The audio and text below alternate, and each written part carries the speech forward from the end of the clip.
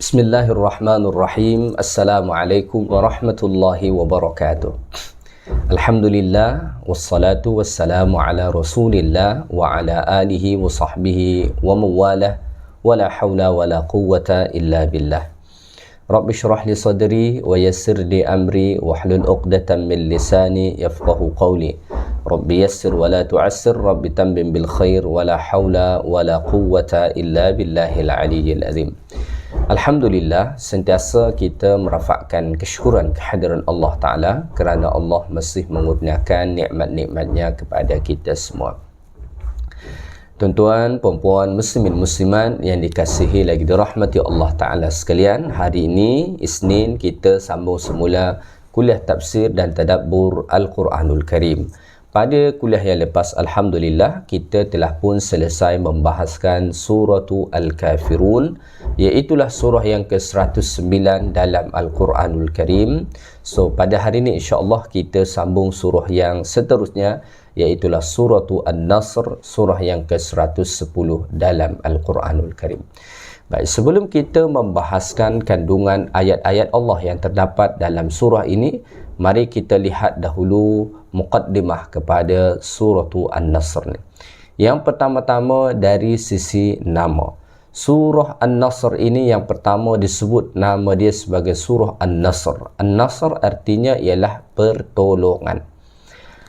Mengapa surah ini disebut sebagai surah An-Nasr? Kerana pada ayat yang pertama Allah Ta'ala sebut idza jaa nasrullahi wal fath, ya. Apabila datang pertolongan Allah, Nasrullah, maka disebutlah nama surah ini dalam Al-Quran dan juga dalam banyak kitab-kitab tafsir sebagai suratu An-Nasr. Namun demikian, surah ini masih mempunyai nama-nama yang lain. Misalnya, Aisyah radhiyallahu taala anha menyebutkan surah ini sebagai surah idza jaa nasrullahi wal fath, iaitulah seperti mana ayat Allah Ta'ala pada ayat yang pertama, ya. Jadi Aisyah radhiyallahu taala anha sebut nama surah ini sebagai surah idza jaa nasrullahi wal fath. Ini diriwayatkan oleh Al-Imam Al-Bukhari rahimahullahu taala alaih. Kemudian nama yang ketiga kepada surah ini iaitulah suratu Al-Fath. Al-Fath artinya dibuka ataupun pembukaan, ya. Ini pun kerana pada ayat yang pertama atau khususnya pada akhir ayat yang pertama Allah Ta'ala menyebutkan perkataan Al-Fath, idza jaa nasrullahi wal fath. Ini disebutkan oleh Al-Imam At-Tirmidzi rahimahullah dalam sunan beliau, surah yang mana surah ini sebagai suratu Al-Fath. Nama yang keempat, surah ini juga disebut sebagai surah At-Tawdi', sebagaimana disebutkan oleh Abdullah bin Mas'ud radhiyallahu taala anhuma.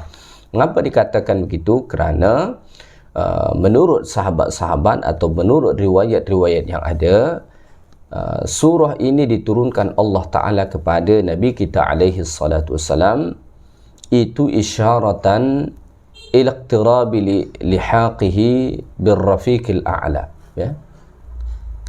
Ketika surah ini diturunkan Allah Ta'ala, ia sebagai satu isyarat bahawa ajal Nabi SAW sudah dekat, ya.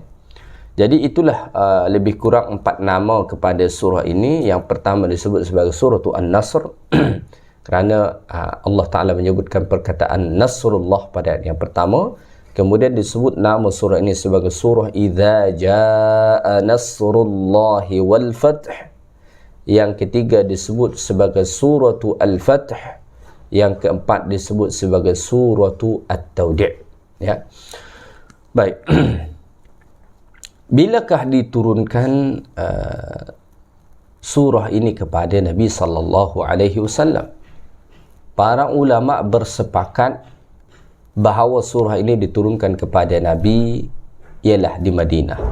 Oleh kerana itulah surah An-Nasr ini disepakati oleh ulama-ulama sebagai suratu Madaniyah. Artinya ma nazalat ba'dal hijrah. Ia diturunkan kepada Nabi selepas hijrah. Namun bilakah waktunya diturunkan dekat Madinah, itu ada berlaku khilaf dalam kalangan ulama. Ya. Ada yang mengatakan bahawa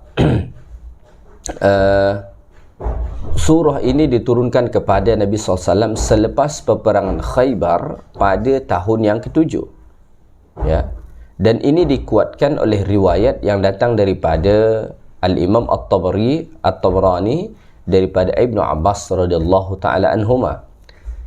Ya, Abdullah bin Abbas kata, bainama Rasulullah bil Madinah, ketika Nabi SAW berada dekat Madinah, nazalat idza jaa nasrullah wal fath, maka Allah Taala turunkan surah idza jaa nasrullah wal fath. Qala Rasulullah, maka Rasulullah SAW pun bersabda, akbar Allahu akbar, Allah Maha Besar, jaa nasrullah wal fath, datang pertolongan Allah dan kemenangan. Wa jaa nasru ahli Yaman, dan datang pertolongan orang-orang Yaman, kata Nabi.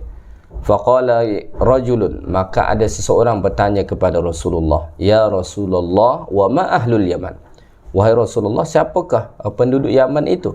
Nabi mengatakan, qaumun raqiqatu qulubuhum, iaitulah kaum yang lembut hati mereka, ya, yang lembut hati mereka, ya.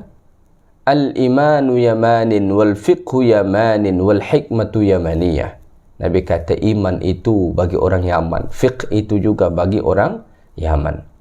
Ya, dan dikatakan bahawa orang-orang Yaman ni datang, ya, itu pada tahun peperangan Khaybar, iaitulah pada tahun yang ke-7.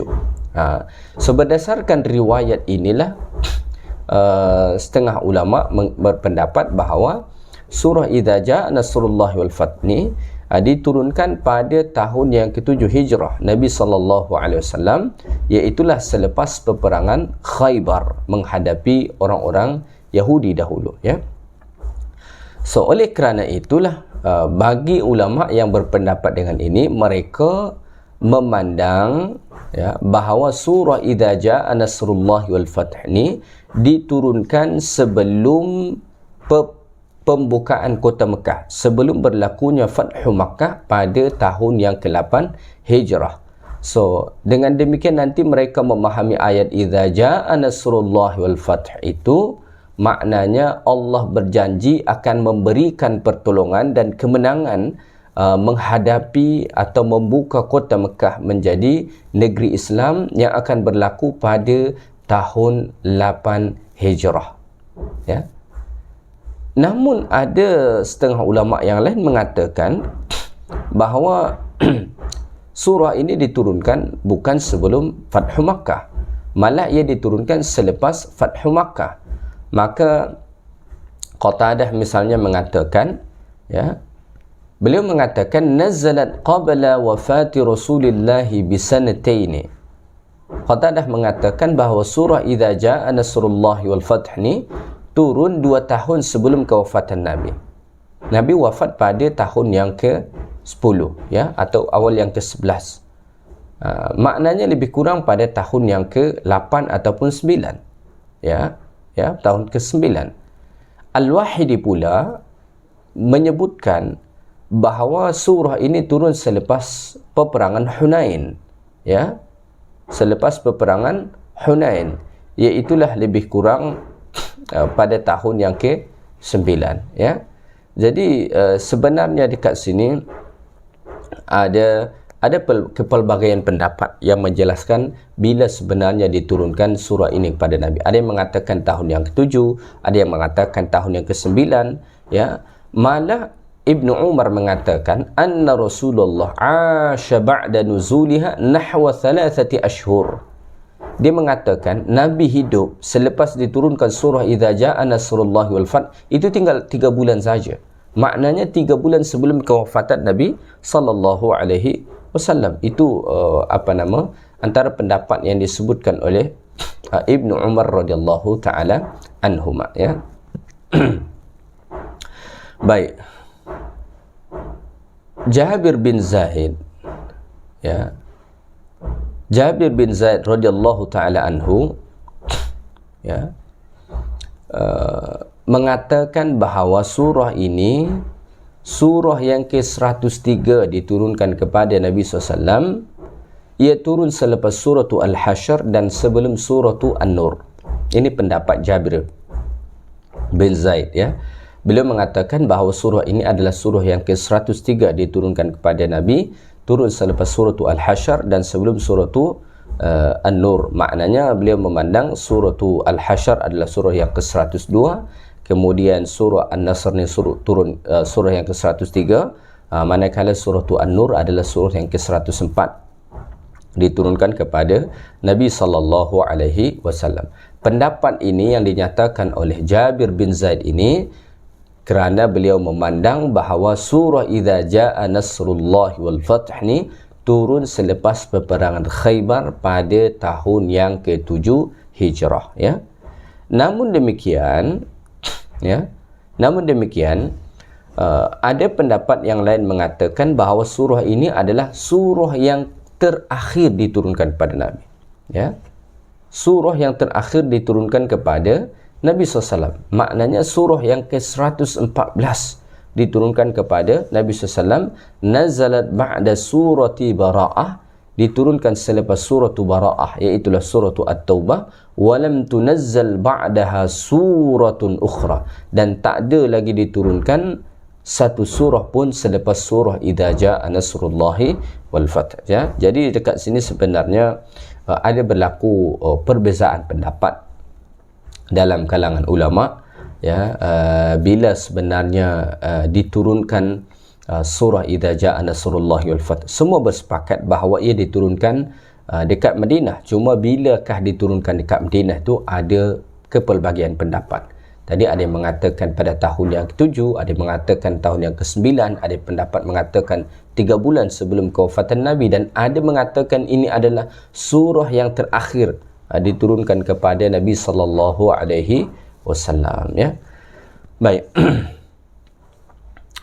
Seterusnya surah ini sebagaimana kita lihat dalam Al-Quran, ia hanya mempunyai sebanyak 3 ayat saja, tak banyak, 3 ayat saja, dan saya hakul yakin percaya bahawa kita telah pun hafal, ya, dan hampir semua orang Islam saya ingat hafal, ya.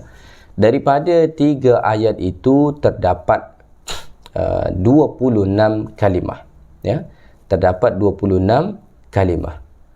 Manakala huruf-hurufnya ada sebanyak 74 huruf. Maknanya apabila kita membaca surah Idza Jaa Nasrullahi wal Fath, dan kalau Allah beri kita 10 pahala bagi tiap-tiap huruf, maka insya-Allah kita akan dapat ganjaran lebih kurang 740 pahala jika Allah Ta'ala kurniakan kita pahala bagi tiap-tiap satu huruf itu 10 pahala, ya. Surah An-Nasr ni jumlah ayat dia sama seperti surah Al-Kawthar, iaitulah sama-sama 3 ayat. So, kalau gitu mana yang paling pendek? Mana lebih pendek? Al-Kawthar atau Idza Jaa Nasrullahi wal Fath? Ya, sama-sama 3 ayat. Yang paling pendek tetaplah surah Al-Kawthar. Mengapa begitu? Walaupun ia juga 3 ayat, tetapi kalimahnya, huruf-hurufnya lebih sedikit berbanding surah Idza Jaa Nasrullahi wal Fath, ya, lebih sedikit. Maka yang surah paling pendek dalam Al-Quran ialah surah Al-Kawthar, dan nombor 2 yang paling pendek ialah surah Idza Jaa Nasrullahi wal Fath, ataupun yang kita sebut sebagai surah An-Nasr, ya. Baik, mari kita lihat ayat-ayat Allah Ta'ala dalam surah ini. A'udzu billahi minasy syaithanir rajim. Bismillahirrahmanirrahim. Idza jaa nasrullahi wal fath wa ra'aitan nasa yadkhuluna fi dinillahi afwaja fasabbih bihamdi rabbika wastaghfir innahu kana tawwaba. Sadaqallahul azim. Baik, pada ayat yang pertama Allah Ta'ala berfirman, "Idza jaa nasrullahi wal fath." Yang berarti apabila datang pertolongan Allah dan kemenangan semasa engkau wahai Muhammad berjaya menguasai negeri Makkah, ya. Baik. Tentang ayat Allah Subhanahu wa taala ni, "Idza jaa nasrullahi wal fath" ni, ayat ini dikhitabkan kepada Rasulullah sallallahu alaihi wasallam, ya. Tentang nikmat kurnia yang Allah Ta'ala beri kepada Nabi sallallahu alaihi wasallam dan orang-orang beriman, ya. Idza jaa nasrullahi wal fath, apabila datang kepada wahai Muhammad pertolongan Allah untuk menghadapi musuh-musuhmu, wa fataha 'alaiha Makkah ummul qura, dan Allah membukakan kota Mekah kepadamu, iaitulah ummul qura. Tentang ayat ini juga ada ulama memahaminya dari dua sisi pendekatan, dan dua pendapat ini sebenarnya dipengaruhi oleh perbezaan pendapat bila sebenarnya diturunkan ayat. Bagi ulama yang mengatakan bahawa ayat ini atau surah ini diturunkan sebelum Fathu Makkah, maka mereka memahami ayat idza jaa nasrullahi wal fath ini adalah ayat tentang janji kemenangan daripada Allah Ta'ala dan janji kota Mekah akan dibukakan daripada Allah Ta'ala kepada Nabi SAW dan juga orang-orang beriman. Maknanya pertolongan dan pembukaan kota Mekah itu belum lagi berlaku, akan berlaku, dan Allah berjanji akan memberikan kemenangan itu. So maknanya idza jaa nasrullahi wal fath, kata jaa dekat situ itu dalam secara bahasa itu dalam bentuk fi'il madhi ataupun kata kerja yang menunjukkan masa yang telah lampau. So oleh kerana itu mereka mengatakan walaupun dari zahirnya bahasa jaa dekat sini itu biasanya difahami untuk perbuatan yang telah berlaku, namun pada ayat ini kata mereka ini fi'il madhi tetapi makna mudhari'. Secara zahirnya perkataan itu menunjukkan sesuatu yang telah berlaku, namun dimaknai sebenarnya sesuatu yang akan berlaku. Nah, ini bagi ulama-ulama yang memahami bahawa ayat ini diturunkan sebelum Fathu Makkah. So ia merupakan satu janji, khabar gembira yang sangat luar biasa yang Allah Ta'ala sampaikan kepada Nabi sallallahu alaihi wasallam. Maka para ulama-ulama tafsir kita mengatakan al-ikhbaru fi fathi Makkah, ya, qabla wuqu'ihi ikhbarul ghaib. Khabar yang Allah Ta'ala sampaikan kepada Nabi SAW bahawa Mekah akan dikuasai, pertolongan Allah akan diberi, ini satu khabar yang gaib kerana belum berlaku. Kalaulah kita berpegang kepada pendapat yang mengatakan bahawa surah ini turun pada tahun yang ke-7, maknanya lebih kurang setahun sebelum Fathu Makkah, iaitulah pada tahun 8 Hijrah, Allah Ta'ala telah mengkhabarkan bahawa Allah akan memberikan kemenangan dan pertolongan dalam menguasai kota Mekah kepada Rasulullah dan juga kepada orang-orang beriman. Fahuwa min a'lamin nubuwah. Maka ini tentu satu tanda mukjizat kenabian bagi Nabi kita sallallahu alaihi wasallam, ya. Namun demikian, bagi ulama, setengah ulama memahami ayat ni idza jaa nasrullahi wal fath, mereka memahami apabila telah datang pertolongan Allah dan diberikan kemenangan untuk membukakan kota Mekah itu sebagai negeri Islam. Bagi ulama yang memahami bahawa ayat ini, surah ini diturunkan selepas Fathu Makkah, so maknanya dekat sini Allah Ta'ala mengingatkan akan nikmat dan kurnia yang telah Allah Ta'ala beri kepada Nabi sallallahu alaihi wasallam dan orang-orang beriman, iaitulah pertolongan yang Allah Ta'ala beri dan dengan sebab itu mereka dapat membukakan kota Mekah, mengalahkan orang-orang kafir Quraisy, sehingga kan Mekah yang sebelumnya dikuasai oleh orang-orang kafir Quraisy, ya, di situ dipenuhi dengan berhala-berhala, namun kerana Allah telah beri pertolongan dan diberikan kemenangan, maka negeri itu pun berubah menjadi negeri tauhid, negeri orang-orang yang beriman kepada Allah Subhanahu Wa Taala. So Allah Taala perintahkan mereka untuk bersyukur kepada Allah Subhanahu Wa Taala, ya. So mana satu pendapat yang betul? Sebenarnya kedua-dua pendapat ini boleh saja kita terima, dan ini sabit juga dalam pandangan para ulama-ulama kita. Boleh kita fahami bahawa ini adalah satu janji daripada Allah bahawa Allah akan memberikan kemenangan dan pertolongan sehingga akan dapat membukakan kota Mekah itu, ataupun ini adalah satu peringatan daripada Allah Ta'ala bahawa Allah Ta'ala telah mengurniakan nikmat, ya, berupa pertolongan, ya, dan kemenangan sehingga kan orang-orang Islam mampu menguasai kota Mekah. Baik, seterusnya Allah Ta'ala berfirman pada ayat yang kedua, وَرَأَيْتَ النَّاسَ يَدْخُلُونَ فِي دِينِ اللَّهِ أَفْوَاجًا, dan engkau melihat manusia masuk dalam agama Allah beramai-ramai, ya.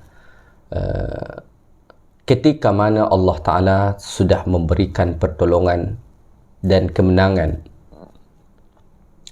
kepada orang-orang Islam, pada Nabi SAW dan orang-orang beriman, maka Allah mengatakan wa ra'aitan nas, dan engkau melihat manusia, ya,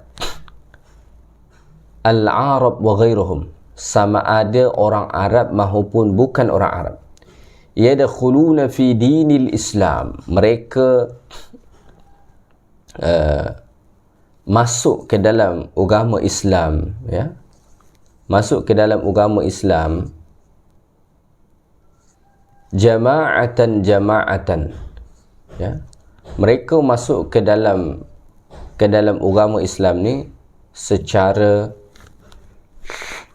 beramai-ramai, ya, berkumpulan-kumpulan masuk ke dalam agama Islam ni min ghairi harbin wala qital, tanpa peperangan, ya. Wa dzalika liwa futihat Makkah, itu semua berlaku ketika mana Mekah itu sudah dikuasai oleh orang-orang Islam, ya. Jadi selepas selepas surah ini selepas Fathu Makkah pada tahun 8 Hijrah, maka sangat-sangat ramai orang masuk ke dalam Islam secara beramai-ramai, berkumpulan-perkumpulan, ramai masuk ke dalam Islam tanpa ada paksaan, tanpa ada peperangan. Mengapa? Kerana Islam itu sudah pun terzahir, nampak bagi semua orang keindahan Islam, ya, nampak bagi semua orang kemuliaan agama Islam, maka orang pun masuk Islam secara beramai-ramai. Ini satu nikmat Allah Ta'ala yang sangat-sangat luar biasa, sehingga akan dikatakan ketika mana datang orang-orang Yaman seramai 700 orang, mereka semua beriman dan taat, ya, ya.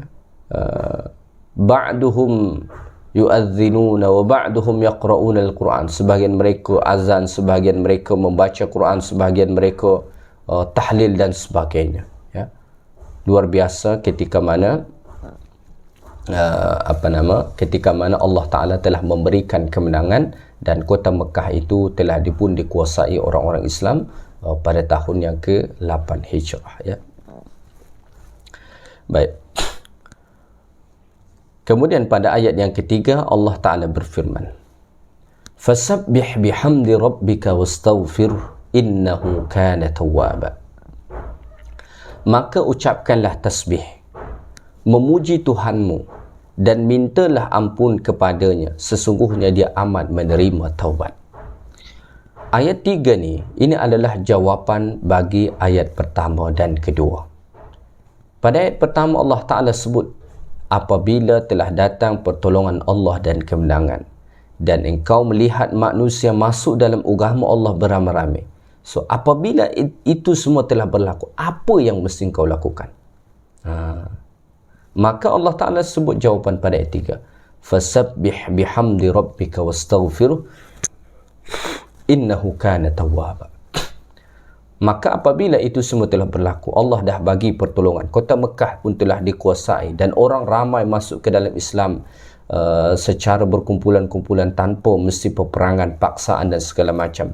Maka apabila engkau telah menyaksikan nikmat-nikmat Allah itu, fasabbih bihamdi rabbik, maka bertasbihlah engkau dengan memuji Tuhanmu, wastaghfiruh, dan beristighfarlah kepada Allah Ta'ala, innahu kana tawwaba, sesungguhnya Allah Ta'ala itu maha menerima taubat. Ya.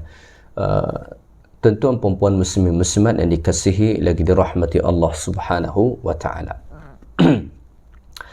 Kalau kita perhatikan ayat ni, maka ada dua perkara yang Allah Ta'ala sebut. Ya. Yang pertama, fasabbih bihamdi rabbik, bertasbih dengan memuji Tuhan. Ya. Ada pendapat mengatakan makna tasbih dekat sini adalah solat. Ya. Manakala bihamdik itu maknanya hamidan lahu ala ma ataka min adh-dhafar wal fath. Pujilah Allah Ta'ala kerana Allah telah memberikan kemenangan. Wastaghfir, dan minta ampunlah kepadanya, maknanya minta ampunlah kepada Allah SWT. Tetapi kalau kita melihat riwayat-riwayat hadis Nabi sallallahu alaihi wasallam, sebenarnya ayat ini memerintahkan dua perkara. Yang pertama, tasbih dengan tahmid, ya, bertasbih dengan bertahmid. Yang kedua, beristighfar. Ya. Maka ketika Allah telah memberi nikmat kemenangan itu, sangat digalakkan untuk memperbanyakkan tasbih dengan tahmid, ya, serta beristighfar kepada Allah. Mengapa begitu? Ada satu pandangan yang disebutkan oleh Al-Imam As-Sa'di rahimahullah. Beliau mengatakan Allah perintahkan begitu isyaratan li ayyastamirra an-nasru li hadzal din. Allah Ta'ala perintahkan supaya sentiasa bertasbih dengan memuji Allah dan beristighfar kepadanya, supaya pertolongan Allah itu berterusan. Jadi ayat 1 dan ayat 2 Allah menjelaskan tentang pertolongan dan kemenangan yang Allah Ta'ala bagi. Pada ayat yang ketiga Allah perintahkan supaya bertasbih dan dengan bertahmid dan beristighfar. Mengapa? Supaya pertolongan Allah itu berterusan, kata beliau. وَيَزْدَادُ عِنْدَ حُصُولِ التَّسْبِيحِ بِحَمْدِ اللَّهِ وَاسْتَغْفِرِهِ وَاسْتِغْفَارِ مِنْ رَسُولِهِ. Ya, dan supaya bertambah, ya, pertolongan Allah Ta'ala, kemenangan itu saat bertasbih dengan memuji Allah dan beristighfar kepadanya. Mengapa? Ketika mana seseorang bertasbih dengan memuji Allah dan beristighfar, fa inna hadha min syukrillahi ta'ala, kerana ini bahagian daripada cara bersyukur pada Allah. Dan Allah Ta'ala berjanji dalam Al-Quran, la in syakartum la azidannakum, kalau kamu bersyukur nescaya aku akan tambahkan. Maka beliau mengatakan, waqad wajada dhalika fi zamani khulafa'ir rasyidin, ini telah pun didapati pada masa kekhalifahan khulafa'ur rasyidin, wa ba'dahum fi hadhihi al-ummah, dan selepas mereka dalam kalangan umat Islam ni, lam yazal nasrullah, tak pernah putus pertolongan Allah, mustamirran, berterusan, hatta wasal islamu ma lam yasil ilaihi dinun min al-adyan, sehingga kan Islam sampai ke suatu tahap yang tak ada satu agama pun sampai ke tahap itu. Wa dakhala fihi ma lam yadkhul fi ghairi, dan masuk ke dalam Islam yang tak ada masuk ke dalam mana-mana agama. Hatta haditha min al-ummati min mukhalafati amrillahi ma hadatha, sehinggalah umat ini melakukan perkara-perkara yang ditegah Allah. Fabtalahum Allah bitafarruqil kalimah, maka Allah Ta'ala pun uji mereka dengan bercerai-berai, tidak bersatu lagi. Jadi mengapa Allah Ta'ala perintahkan untuk bertasbih dan dengan bertahmid serta beristighfar kepada Allah selepas Allah memberikan kemenangan? Alasan pertama disebutkan oleh Al-Imam As-Sa'di rahimahullahu ta'ala alaih, ini adalah supaya Allah Ta'ala berikan pertolongan berterusan, ya. Kemudian berkenaan tentang surah An-Nasr ni, ya, khasnya perintah untuk bertasbih dengan bertahmid ni, ada riwayat yang menjelaskan bahawa sebenarnya surah ini bukan sekadar Allah Ta'ala menjanjikan kemenangan kepada Nabi SAW dan orang-orang beriman selama mana mereka mahu bertasbih dengan bertahmid serta beristighfar kepada Allah. Namun ada riwayat menjelaskan bahawa hadis Nabi, ayat Allah Ta'ala ini diturunkan, ini pertanda bahawa ajal Nabi SAW telah pun dekat. Sebagaimana hadis yang diriwayatkan oleh Al-Imam Al-Bukhari rahimahullahu ta'ala alaih. Suatu ketika ada perhimpunan sahabat-sahabat senior yang dahulu ikut perang Badar. Sebagaimana kita tahu, peperangan Badar ialah peperangan yang paling bersejarah dalam Islam oleh kerana ia adalah peperangan pertama yang dilakukan oleh umat Islam, dan itu peperangan yang amat sangat mencabar. Suatu ketika ada perkumpulan, berjumpalah sahabat-sahabat yang dulu ikut peperangan Badar. Salah satunya ialah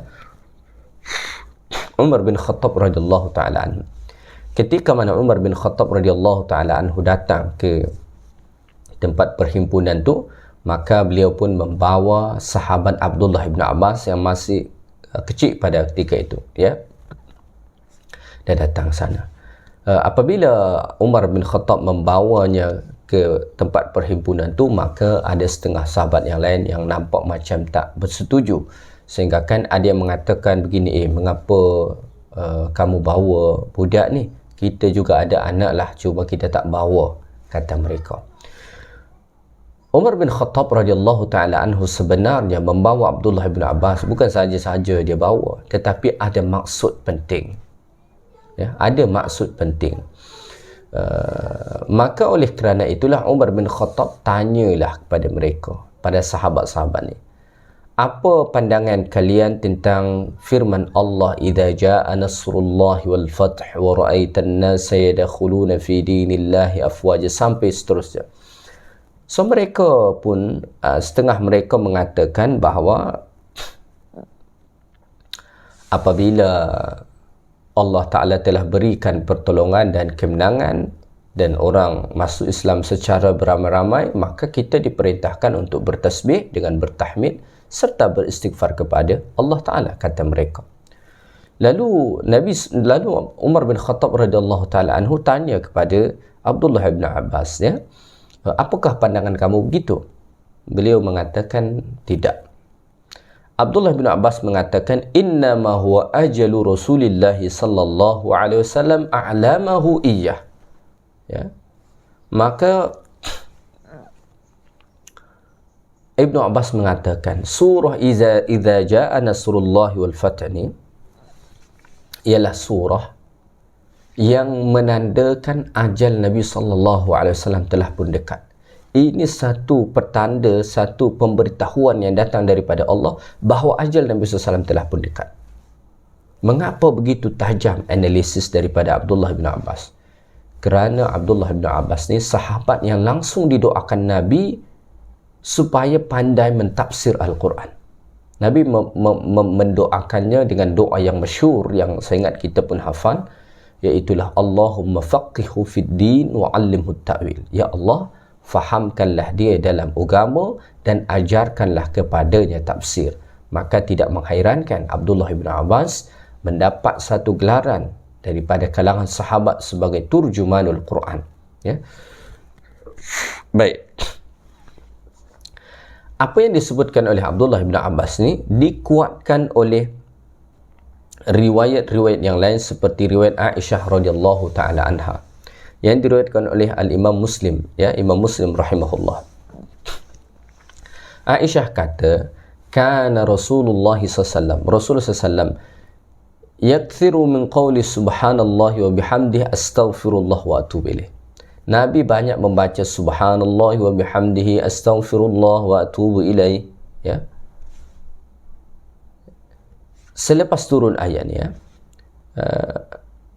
Aisyah pun sampai bertanya kepada Nabi, ya Rasulullah, araka takthiru min qawli subhanallah wa bihamdihi astaghfirullah wa atubu ilaih. Wahai Rasul, aku melihat engkau ni banyak sangatlah membaca zikir subhanallah wa bihamdihi astaghfirullah wa atubu ilaih. Maka Nabi pun beritahu kepadanya,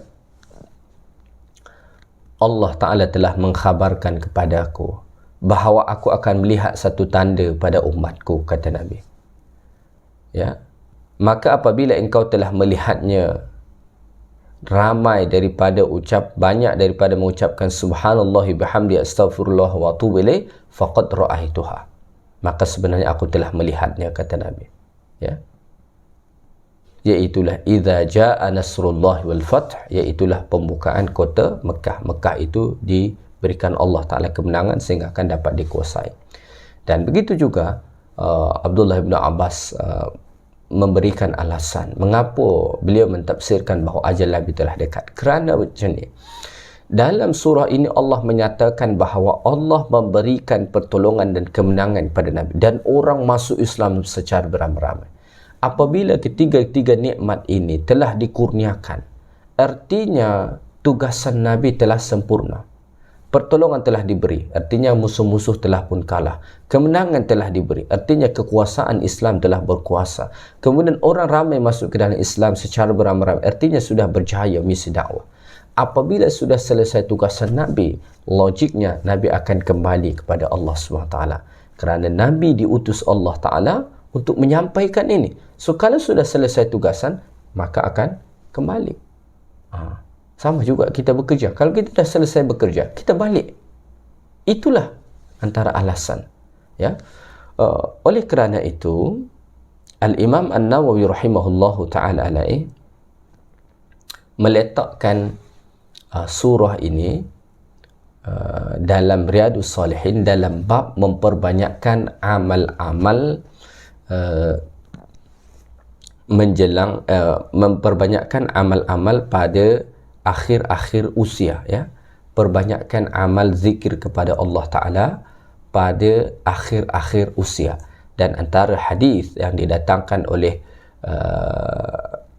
Al-Imam An-Nawawi rahimahullahu ta'ala ketika mana menjelaskan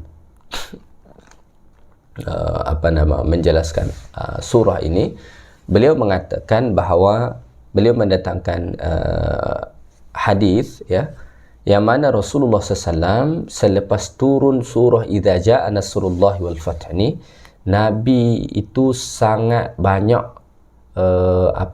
sangat banyak membaca zikir subhana rabbana wa bihamdika Allahumma ghfirli, ya. Subhana rabbana wa bihamdik itu gabungan antara tasbih dan tahmid. Fasabbih bihamdik. Dalam Al-Quran Allah Ta'ala biasa perintahkan bertasbih dan bertahmid itu secara bersamaan. Maka oleh kerana itulah Nabi pun banyak mengajarkan zikir, yang zikir itu gabungan tasbih dengan tahmid. Misalnya kita baca subhanallah wa bihamdih. Subhanallah bihamdih itu sebenarnya gabungan antara tasbih dengan tahmid. Subhana itu tasbih, wa bihamdi itu adalah tahmid.